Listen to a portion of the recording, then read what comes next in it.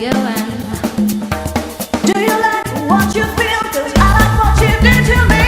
Soc Francesc Monfó, he vingut a la fira de Benicarló a presentar el meu llibre, el poemari de la fusta a l'aigua.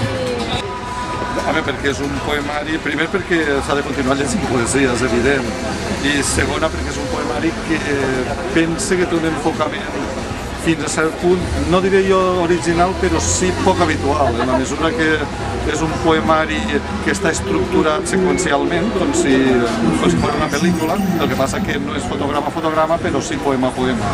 Va avançant des de que l'amant està a la porta de l'habitació per la nit fins a Sant Demà de matí, que es dutxa i se'n va.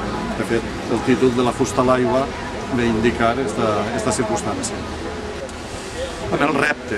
El repte de que cada poema mantinga en si la seva independència, que sigui un poema que comença, es desenvolupa i acaba per ell mateix, però a la vegada tindre el sentit que cada poema no deixa de ser una baula per a una llarga cadena que completa tota la història, que és el poemari.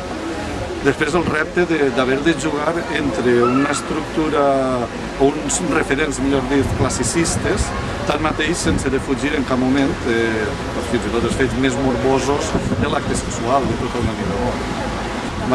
Escriure poesia és escriure poesia. En valencià és una cosa afegida perquè no sabria escriure en cap altra llengua. Jo soc valencià i per tant he d'escriure en català permanentment. Seria incapaç, no pense d'altra manera. Si hagués de pensar d'altra manera estaria traduint. I la poesia pense que és expremen al màxim la situació de les paraules. I si no tens de l'essència que el ve de dins de la terra que t'ha fet créixer, no pot eixir d'una altra manera. No, jo penso que en el moment que l'individu és capaç d'enamorar-se i de sentir aquesta cosa dins d'ell fins a que pugui deixar-la de sentir-la, és a dir, que es vulgui. Per tant, pense que qualsevol individu, qualsevol persona, des de l'adolescència fins a l'edat més adusta, podrien ja dir que sí que és un lector potencial. No,